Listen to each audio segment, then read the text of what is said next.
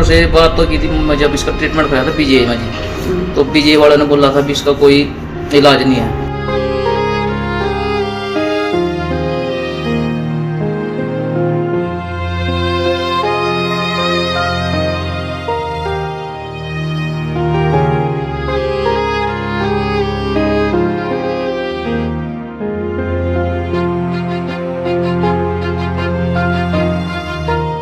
यमुनानगर में दो सगे भाइयों को स्पाइनल मस्कुलर एट्रोफी नामक एक गंभीर बीमारी हो गई है, जिसका इलाज भारत में मिलना संभव नहीं है। अब इनके माता पिता इलाज के लिए दर दर भटक रहे हैं। उधर डॉक्टर ने भी जवाब दे दिया है कि इलाज भारत में होना मुश्किल है, इसके लिए अमेरिका में ही इलाज मुहैया हो पाएगा।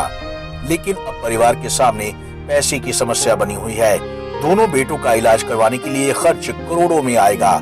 माता पिता के पास इतने पैसे नहीं हैं कि अमेरिका जाकर दोनों का इलाज करवा सकें। अब तो हालात ऐसे बन गए हैं कि माता पिता अपने शरीर के अंग बेचने को मजबूर हैं।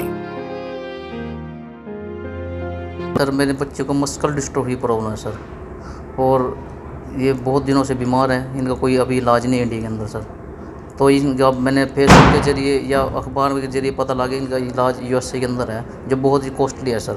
ये हर बंदा कोई इसको अफोर्ड नहीं कर सकता है, और इलाज भी करोड़ों में है सर, 16 करोड़ के करीब है जी एक इंजेक्शन। हाँ जी, मान तक बेच, मैं घर सब बेच दिया जी अपना।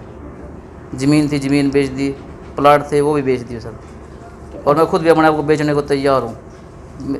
सरकार से मेरा यही है, गुहार है कि मेरे बच्चों का इलाज कराया जाए। तो सुना आपने, औलाद का दर्द माँ बाप को किस कदर मजबूर कर देता है।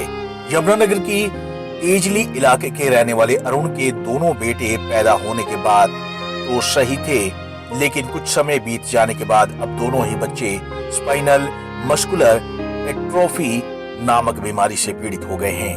बहरहाल पीड़ित परिवार की अब सरकार से भी मदद की गुहार लगाई जा रही है, क्योंकि इलाज के लिए करोड़ों का खर्च आएगा और अपनी पूरी जमीन जायदाद बेचने के बाद भी पीड़ित परिवार के पास इतने पैसे इकट्ठे नहीं हुए तो दोनों बेटों का इलाज करवा सके। अब सरकार से ही मदद की आस है।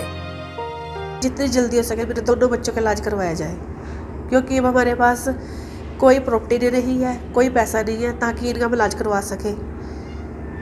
सर सारा कुछ मेरा बिक चुका है, मेरा गोल्ड वगैरह सब कुछ बिक चुका है बच्चों के इलाज के लिए। इनके लिए मैंने बहुत हर धार्मिक स्थान पे गई हूँ मैं, और बहुत जगह हमने जहाँ जहाँ जिसने बताया सियाने होते जैसे पंडित होते हम सब जगह गए हैं, लेकिन हमारी कहीं से कोई हेल्प नहीं हुई। लेकिन सिर्फ अब मेडिकल ने ये उम्मीद जगाई है कि ये बच्चे ठीक हो सकते हैं। हाँ जी, अगर कोई चाहता है कि हमें आंखें दे दो या किडनी दे दो, हम देने के लिए तैयार है। बस मेरे बच्चों का इलाज हो जाए बस, और हमें कुछ नहीं चाहिए किसी से भी। वहीं इस मामले में अब सीएमओ का कहना है कि अगर इस बीमारी का इलाज भारत में संभव नहीं है, अमेरिका में ही इसका इलाज हो सकता है।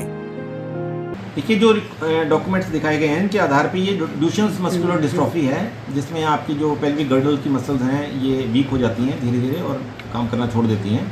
यूजुअली ये बीमारी जो है मेल्स में इफेक्ट करती है ज़्यादा, फीमेल्स में काफ़ी अनकॉमन होती है, और एक जेनेटिक बीमारी है जो जीन्स की वजह से होती है।